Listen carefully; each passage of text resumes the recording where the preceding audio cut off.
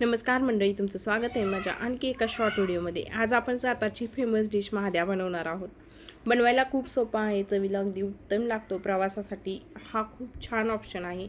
तर ही कशी बनवायची ते मी तुम्हाला सिंपल पद्धतीने सांगते आणि अगदी 5 मिनिटात तयार होते। ह्याच्यामध्ये काहीही तामझाम करावा लागत नाही। तर त्यासाठी एक कढई घ्यायची, कढईमध्ये 2 चमचे तेल ॲड करायचे। तेलामध्ये जिरं मोहरीची फोडणी द्यायची। फोडणी व्यवस्थित बसली की त्याच्यामध्ये कट करून घेतलेला कांदा आणि कढीपत्ता घ्यायचे। कढीपत्ता ॲड करायचा आहे।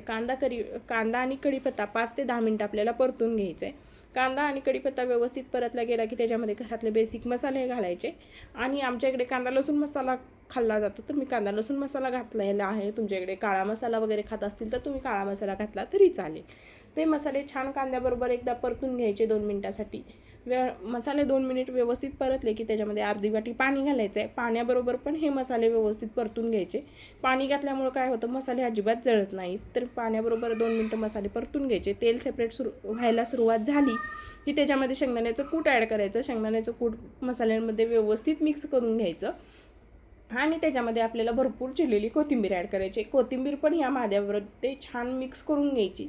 कोथिंबीर महाद्यामध्ये छान मिक्स झाली की त्याच्यामध्ये एक थोडासा पाण्याचा हबका द्यायचा आणि पाण्याच्या हबक्यामध्ये ते व्यवस्थित मिक्स करून घ्यायचं। प्लेट झाकून 10 मिनिटं त्याला वाफ येऊ द्यायची। 10 मिनिटात हा महाद्या खाण्यासाठी तयार होतो आणि प्रवासासाठी हा खूप छान ऑप्शन आहे। तुम्ही नक्की ट्राय करा आणि मला कमेंट करून सांगा।